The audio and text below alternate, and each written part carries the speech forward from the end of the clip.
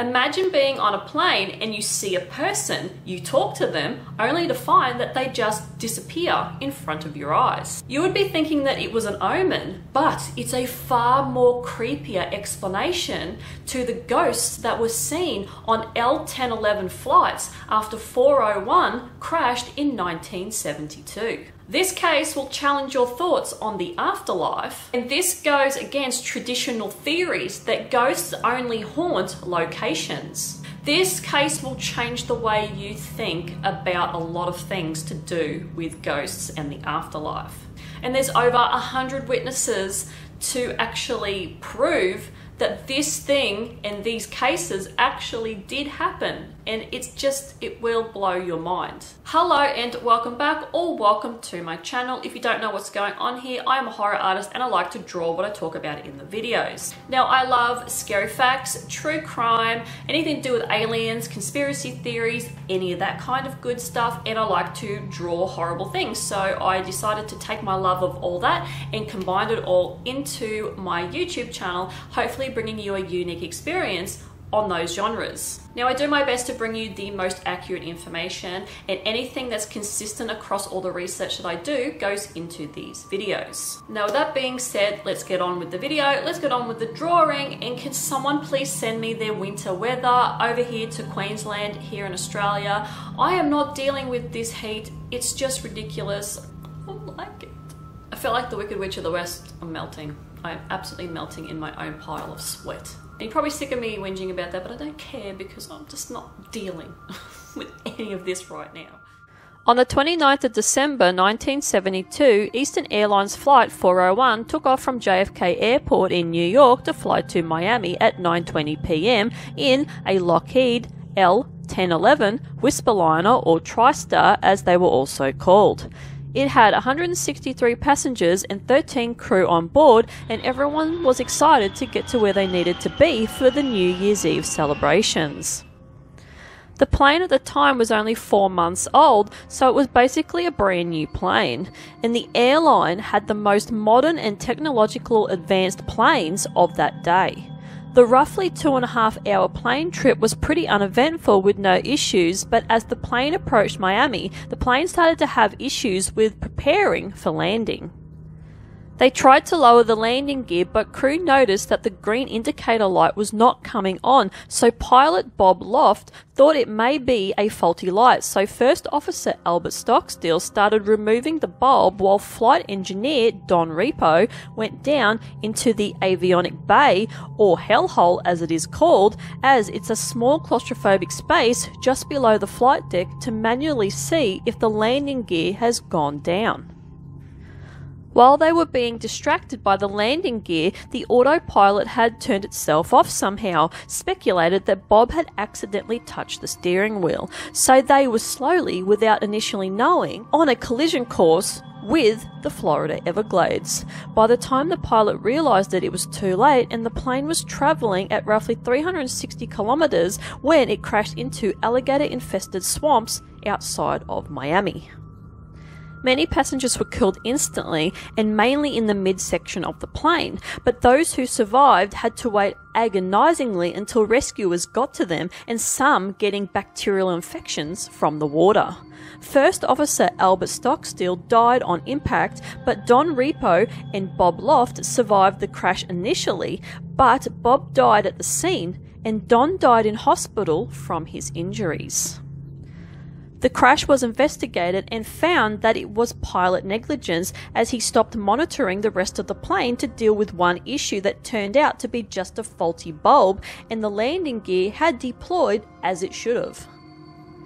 Out of that 163 passengers, 101 passengers and crew were killed that night, with the crew being an experienced crew. Now, Bob was age 55 and was a veteran pilot ranked 50th in his seniority at Eastern Airlines, and had been with the airline for 32 years. First Officer Albert Stockstill was 39 and had 5,800 hours of flight experience.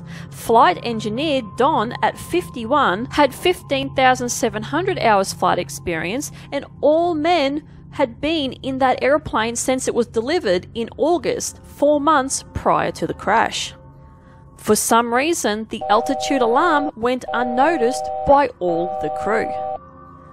The plane disintegrated and spread debris across a 500 metre by 100 metre cross swampy land, and created an 18-metre crater in the soft marsh.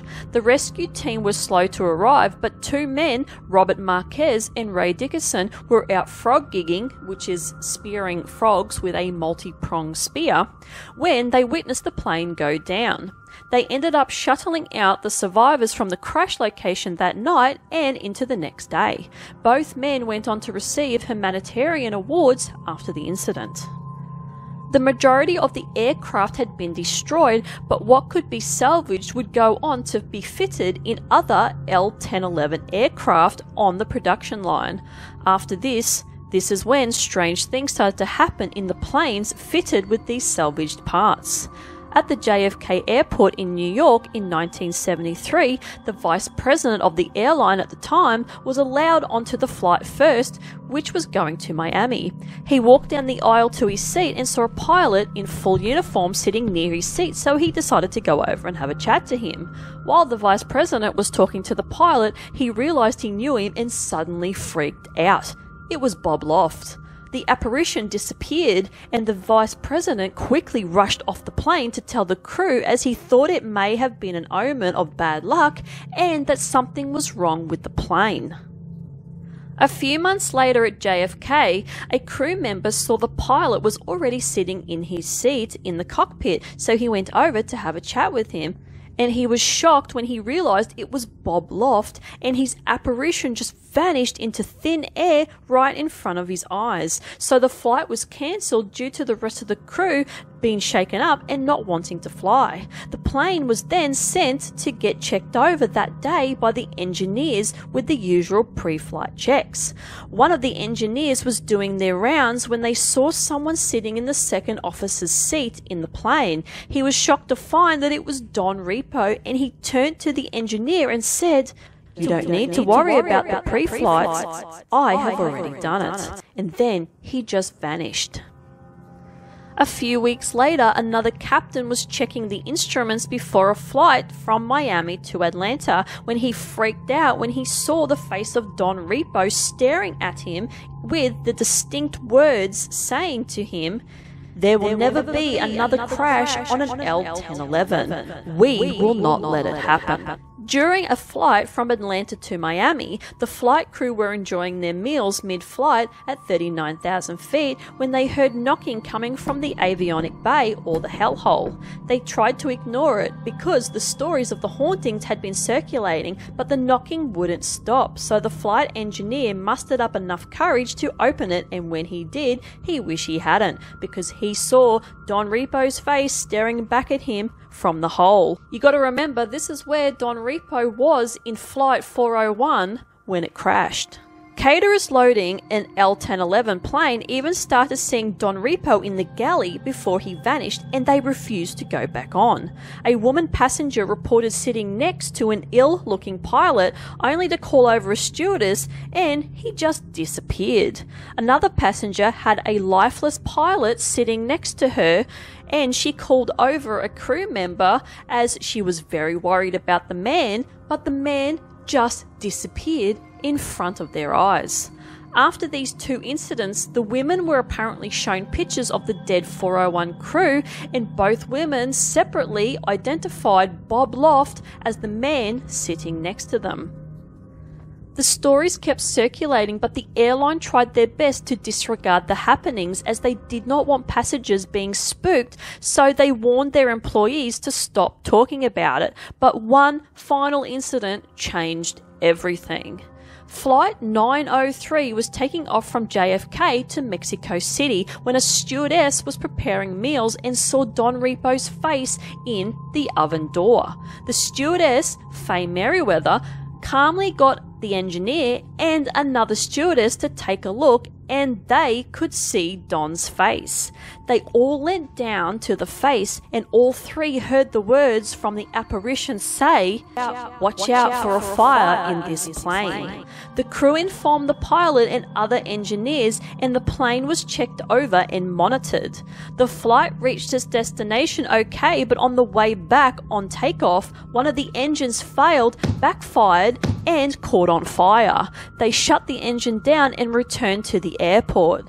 No one was hurt, but the crew was shitting themselves over what they had just witnessed in the oven door and what had just happened with the engine of the plane. Everyone was on alert for something to happen, so this may have saved everyone on board. The sightings and hauntings got that bad that crew and pilots refused to fly the L-1011 planes with the doomed 401's parts, and the company refused to get paranormal investigators involved.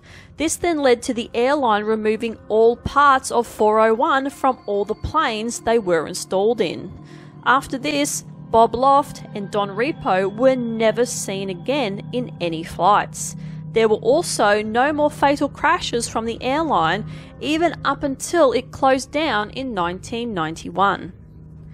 Now let me know what you think about these ghost sightings. Do you think that it was just hysteria, or do you think that the ghosts of Don and Bob haunted the airline to warn of the danger to keep the airline safe? And do you think that the two crew members attached themselves to the 401's parts somehow? Let me know too if you've had any creepy ghostly encounters on a plane similar to this story. I've been on quite a few planes. I've never experienced anything like that, and I absolutely hate planes. I get panic attacks on them when they take off, and I wouldn't even be sad if I never went on another plane ever again. But I do find it hard to believe that they would recycle planes' parts, especially a crash plane, back into others, but apparently it's a thing. I don't know if it still happens now, but it did back then, and if the parts turned out to be good, they would just reuse them. Now, the hauntings went on to be portrayed into a movie in 1978 called The Ghosts of Flight 401. Now, the illustration that I decided to do for this video today was basically replicating like the incident that happened. So having like a pilot who is sort of like a kind of monster, sort of decaying type being, with like this other sort of slithery creature which sort of portrays like it's portraying Bob and Don, basically. Like, they're both looking at this light and they're focused on this light and not realizing what is going to happen, that there's going to be a lot of bloodshed, there's going to be deaths of people on the plane. And then I added the face of a stewardess screaming with blood coming out of her eyes, and they've all got blood coming out of their mouth and eyes, just to portray the devastation and the tragedy that happened. And yeah, they're all focused on this light. That it was just the issue. The landing gear deployed, it was fine. They should have been checking everything. And yeah, that's basically it. This is the vision I've got when I thought about this case and what I was going to draw. Like, I've got nails or screws into the slithery type body going up to the stewardess head and the other pilot's head. That probably doesn't make sense to you, but this is just the vision I got. Like I said, I trust the process. I trust what my brain gives me. I get images, I get flashes when I sit down and go, all right, brain, let's do an image of this story.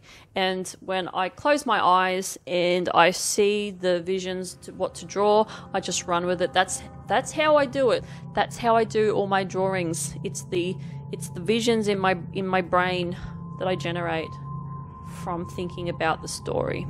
So anyway, that is it from me. If you like this kind of content, like and subscribe. Dislike it, I couldn't care less, because any interaction that you give to me goes towards my algorithm for other people to find me. And hopefully you watch whatever is left of this video, and I will see you guys in the next one. Bye.